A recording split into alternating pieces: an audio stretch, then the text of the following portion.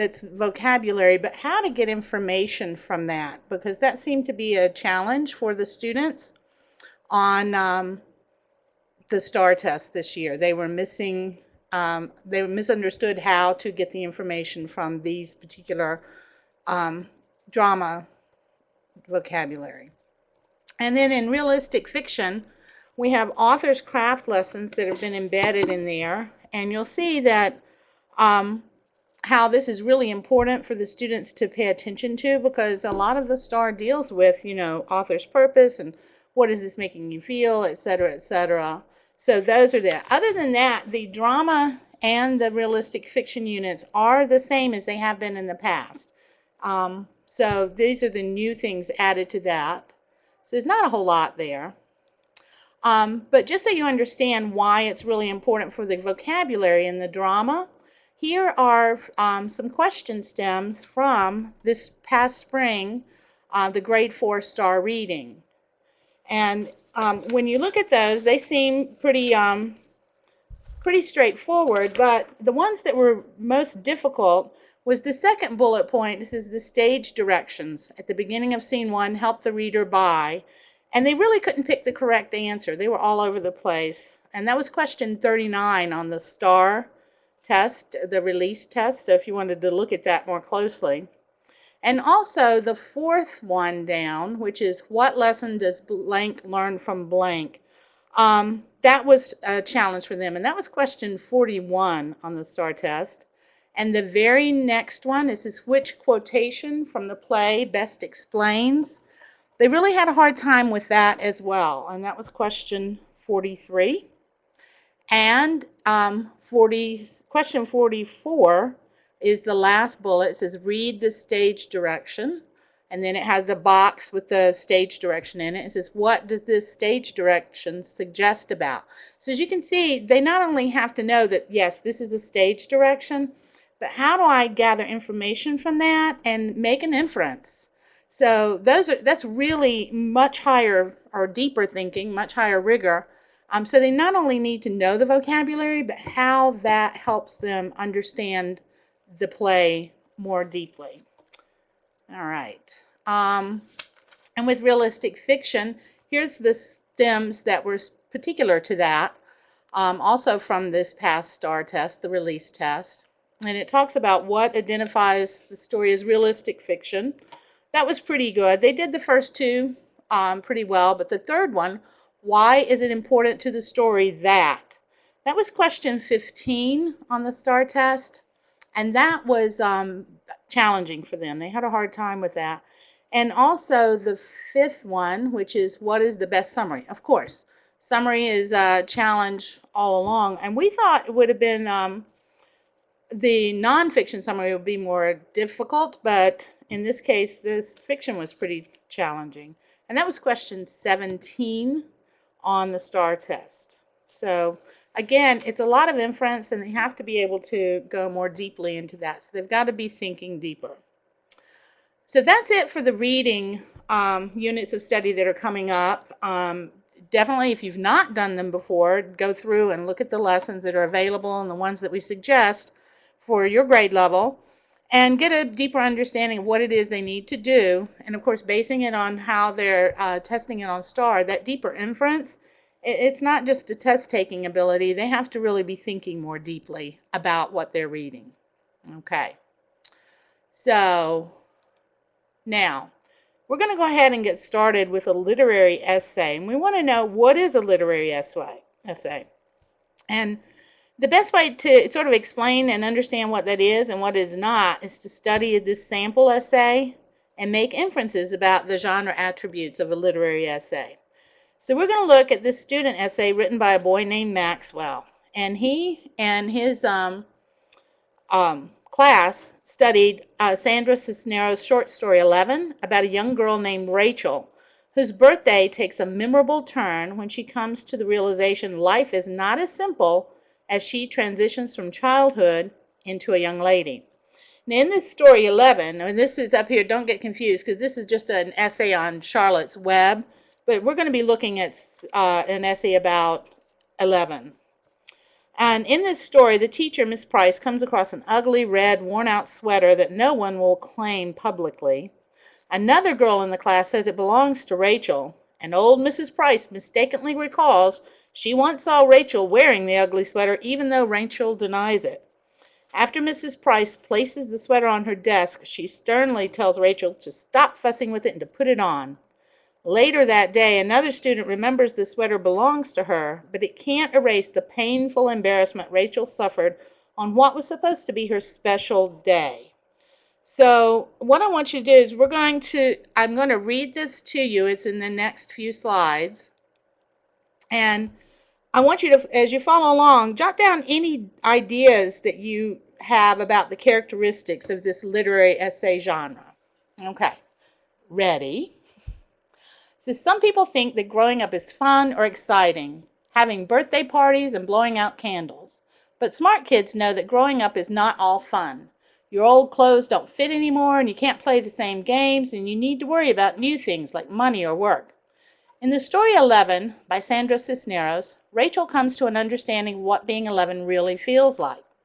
Rachel comes to understand that when you are 11, you are also 10, 9, 8, 7, 6, 5, 4, 3, 2, and 1.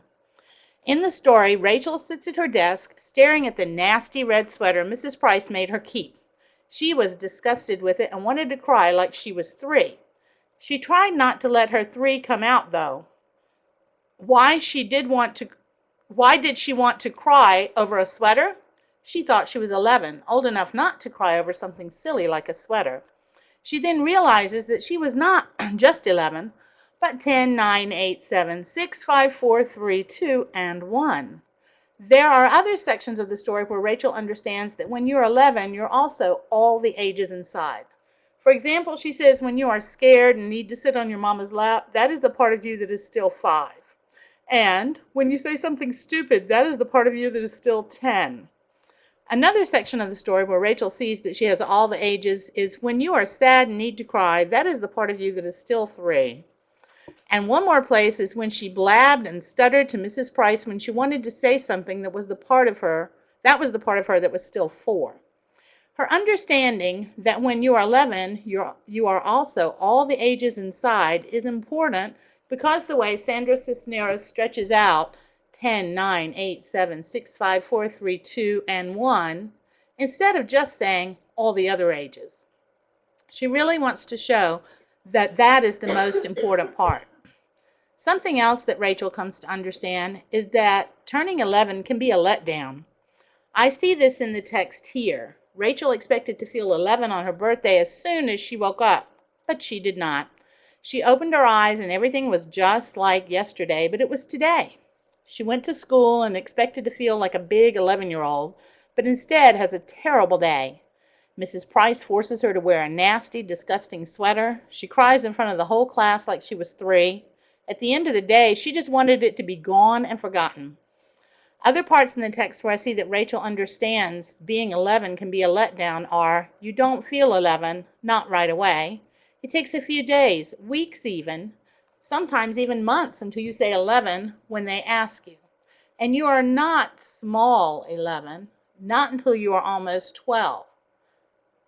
And when she realizes she does not know what to do when Mrs. Price forces her to wear the sweater, she does not have enough ages yet. I can really tell that Rachel does not feel 11 because Rachel says, I'm 11, or a variation of that a lot. And that shows that she really has to remind herself because that is not the way she feels. Also, Sandra Cisneros made a list of examples at the end of the story of things that are far away, like, I wish it was 102, or anything but 11. And far away, like a runaway balloon, or like a teeny tiny little O in the sky. This really shows how much Rachel wants the day to be over with, because she did not have a happy birthday. She had a letdown birthday. Literature can help you understand things better. For example, I have come through Rachel's thoughts and experiences to a conclusion that growing up is not all birthday parties and blowing out candles. And I have learned that I should appreciate being young while I am. Now, I know this is a great long piece of writing, and you're sitting there going, Oh my goodness, how are we going to get fourth grade to write something like this? This student has had lots of experience working with literary essay. And what we have to remember is this will be our students' first real foray into this type of writing. So we won't expect it to be that to that level at right away. And especially this year, it's going to be something we're going to be scaffolding and supporting a lot because they will have not seen it before. Now next year, when you get fourth graders next year, they will have seen it at the end of third grade this year. So you will be able to go a little farther with them next year. Um, and so don't stress that it's not coming out like that because it certainly would not be a fourth grade essay at this point. That's something that he's worked on a long time, and it's not a quick write. It's something that has taken a lot of time. Okay? So, with that, this is what is a literary essay? What it is and what it is not. What a literary essay is, it is writing based on a reader's interpretation of a literary work, such as a poem, short story, or novel. It's writing about a theme or a big idea in the literary text you've had, and we saw that in the previous essay.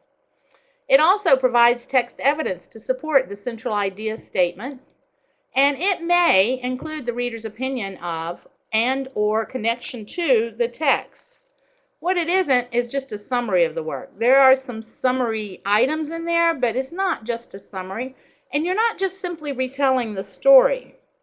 So a literary essay is a short composition which explains the author's point of view and reflections about a literary selection. This is where they really need to be thinking deeply about what they're reading. And you're saying, oh, well, this is for writing. Why are we worried about literary essay? Well, let me explain why. It's going to help promote the critical thinking and analysis of a literary text, which they definitely need for STAR. It's so critical. Also, it's going to help support a deeper understanding and a fuller appreciation of the text. And last, it's going to help the reader learn how to write his or her own poetry or work of fiction by deconstructing the way a piece is put together. So if they're analyzing it deeply like this and writing about it, when they go to write something like this, or even when they go to write a narrative of their own, it's going to help them be more successful at it, more effective. One of the important things that you need to note about this unit before it gets started, we really need to be working with entries in their writer's notebook, such as with quick writes, which we talked about at the in-service in August, and also some homework work that they can do. They can do some writing at night. In their reader's notebook, they can be making entries that also they can pull from, like stop and jot entries from the read aloud and some ideas they're having about their independent reading. They need to be making these entries prior to the beginning of this unit, so they have a bank of ideas already to choose from to work on independently about books they have already read. So the read aloud for the unit, it's really important that you should be reading aloud to the students already and really pushing them to think. Some high quality literature that promotes deeper thinking. You should be working with them on theme at this point before this starts. And it's starting in over 2 weeks from now. So we've got time, so don't panic. We've got some time to get this started. You could, like, if you're doing a read aloud, you know what the read aloud is, you've read it and you've prepared for it. Think about a theme or two. There may be several themes that are weaving its way through the text. You want to, like, say, as I read aloud, I want you to keep the idea of friendship or perseverance in mind. And then track evidence that supports that might be a theme of this text. And to help you understand that more, if you look in iExplorer, the Reader's Notebook DTE PowerPoint is up there that was taught this summer. Or get a copy of Notebook Connections by Amy Buckner, because that book right there really will help push that deeper thinking that if you're doing that during the read aloud prior to the start of this unit, it's really going to set them up for success. So they will have seen what that looks like and understand how they need to start thinking for this unit. So here's the list, the essay lesson list. There's the 11 lessons. all together. These first three, 1 through 3, allow them students to grow ideas about a text, looking at details and characters, and using conversational prompts. And there's appendices within this. There's thinking prompts, which is Appendix A in your literary essay appendix. And then there's the text from Saturdays and Tea Cakes. And we've sort of put that out there as a text you could use for this unit, but we've put the text as an appendix in the unit. So it's Appendix B, that's the text. So if you don't have a copy of it, do not panic. Of course, the copy of the book is beautifully done and illustrated if you do have it, but if not, there is this text as well. And also Appendix D1 and D2, all of these are appendix that start with D, the appendices with D. It's like a guide for you as you're going through Saturdays and Tea Cakes to help you, push the students' thinking, and has an analysis of these different authors' craft, et cetera, that they're doing. So look at that. You would not just present that up on the board, but it's a guide for you to use as you're talking to the students about it. And then what you write about that would be based on your conversation with the students in class.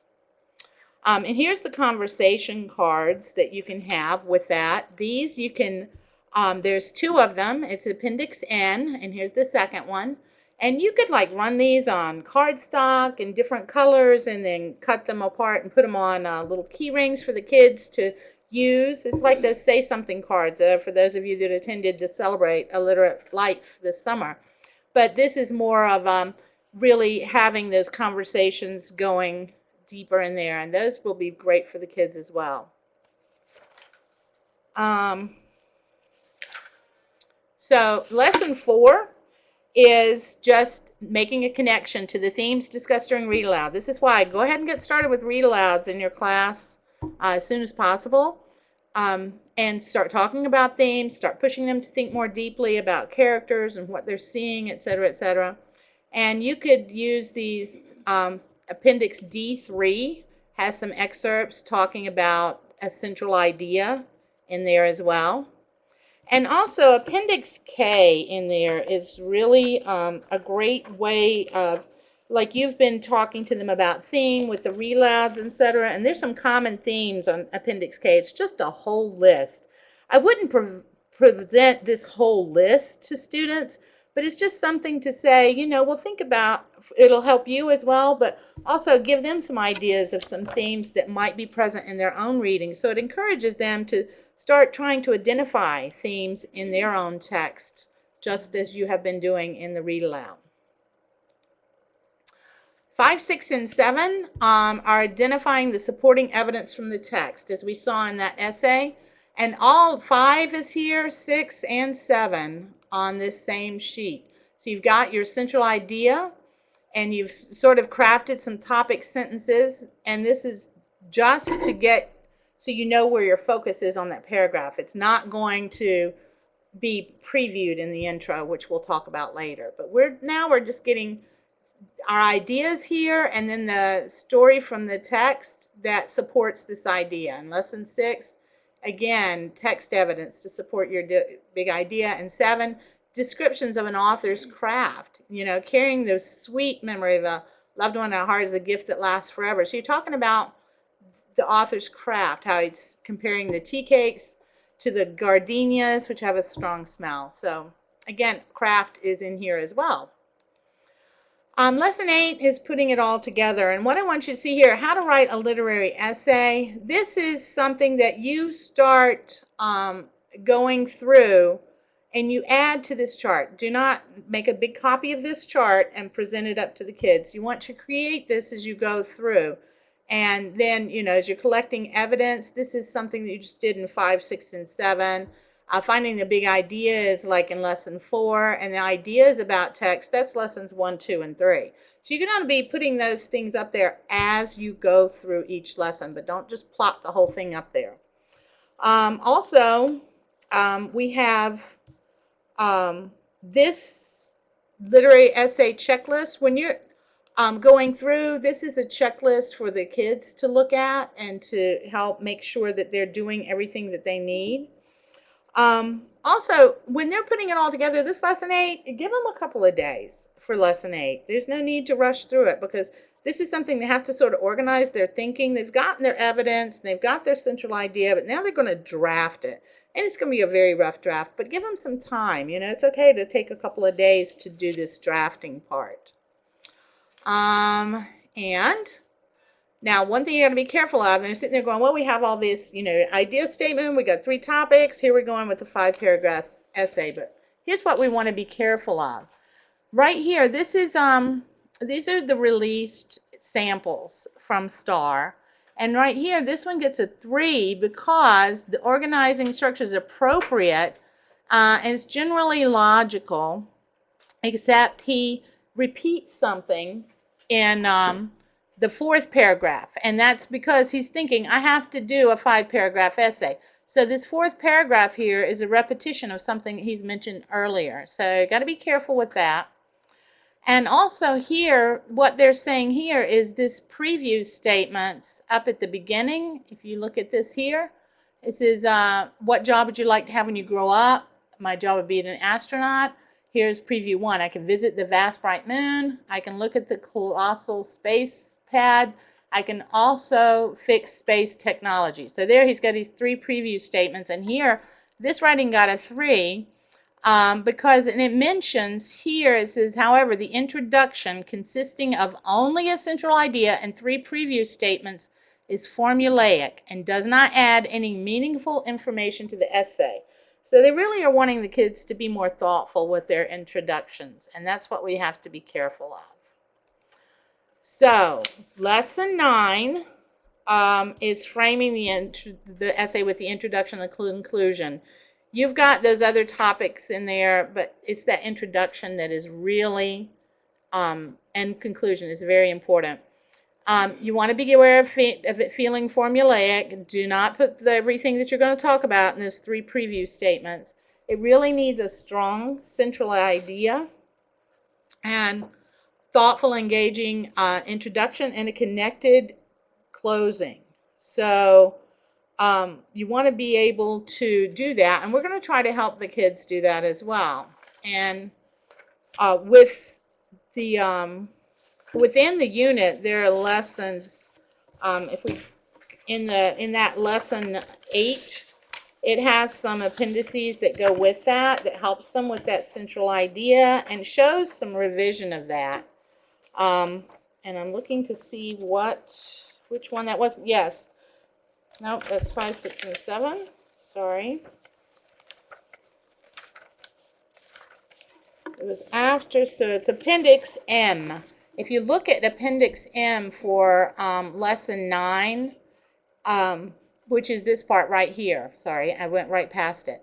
The original thesis here was what they had, and then they've revised it a little bit, and they come up with this final lead at the bottom. And that is Appendix M, what is on the screen here. So you have that in your appendix for that as well. So look at that and just show them they really need to work on making that more of an introduction that hooks the reader in to read the rest of the essay. Of course, now Lesson 10 is group edit. And you can do that many different ways. We've put out many lessons to do that. You can have them rotate through. You can work with a partner. They can do it at a small group of 4 people with each one of them looking at different things. And that really is helpful for that. And on that checklist that we saw earlier about writing, at the bottom is a conventions section. So it has to do with punctuation and capitalization and grammar and spelling. And so make sure they go through and check for each one of those in the end. And of course, and the celebration, and this is really important, you want to let them do this in the small groups. You want to sit and listen to 25 essays, but have them do it in a small group, like 3 or 4 people together, and read them to each other and talk about it, and give them a chance to use it. Use those conversation prompt cards that were talked about earlier.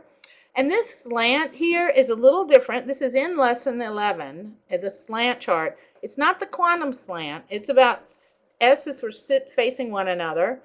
L is for look and listen. A is for ask and answer questions. N is nudge one another to focus on the text. And T is to take turns talking. So it's a little different take on the quantum slant. But if you, it's in lesson 10 or 11, excuse me, lesson 11, and so you can use that there for that. Again, those conversation cards, these conversation cards, they should all have copies of that. That's just going to help them scaffold that talk, and that's just really important. All right, so 5 top things that you need to know for this literary essay unit. Get started on notebook entries during the read aloud before the start of this unit. Push students to think critically about their independent reading as well. Push them to think about theme and about the characters and their opinions of the characters, and et cetera, et cetera. And in this unit, once they start it, they're going to learn how to analyze the story and grow a big idea about the text. And they're going to learn how to support their idea by collecting evidence, like with microstories, quotes, examples of author's craft. And finally, they will include their central idea in a well-crafted introduction, develop topic sentences with supporting ideas, and close with a strong ending that sums up the big idea. So, wow, that was a lot. And I promised we'd be out by 5 o'clock, and it's 2 minutes till, so we are good. Important dates to remember is that our next session is face-to-face, because this is, remember breathing life into essays? Well, it has now become supercharged essay. It is new. We'll be talking about that and the prompt-based essay. That's going to be September 23rd from 4:30 to 6:30. It's going to be here at ISC in room 502, A and B. We'll send out a reminder.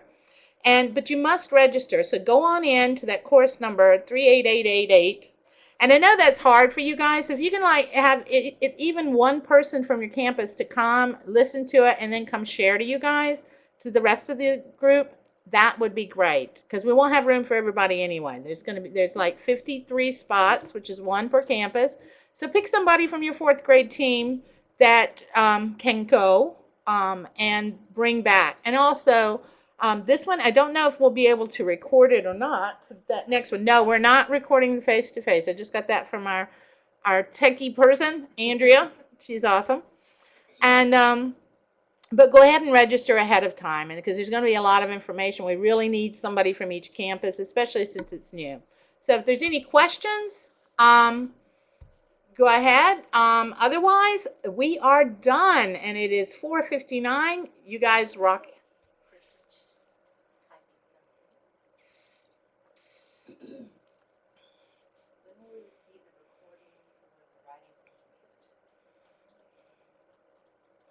Now you see where the writing on demand. She's typing the answer to that. Or I can just talk about that. Yeah, you talk about it, Andrea. Guys, this is Andrea Keith. Hello.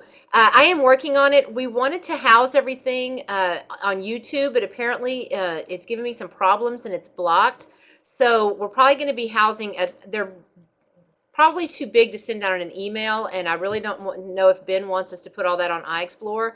So I'm looking into Julie's project share page and uploading all of the videos there. We'll have like all the videos from these sessions and from the writing one. So be a little bit patient. Hopefully, I thought I was going to get the problem solved today, but it did not. So hopefully by tomorrow afternoon, I will have those out and about for you to look at. Okay, great. So yeah, be patient with us as we work our way through this big use of technology that we've committed ourselves to this year. But we really want to be able to help everyone and give everybody, great information without it being so difficult on anybody, and everybody can just be at their own little computer for these sessions. So if you have any questions, feel free to email anyone, your coach or me. That's fine. We will help you out with that. Okay. If that's it, you can just sign off. If you have questions, go ahead and answer or ask them.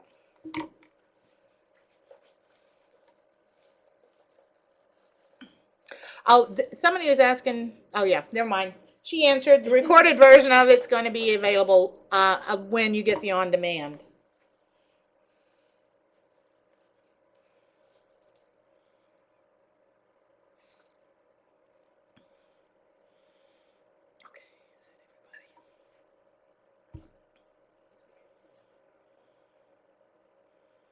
Well, I guess we could.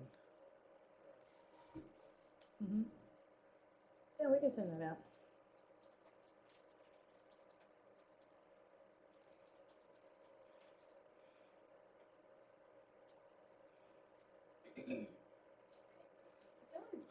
Okay, well, we're going to sign off now. Thank you, everybody, and I'll see you on the 23rd.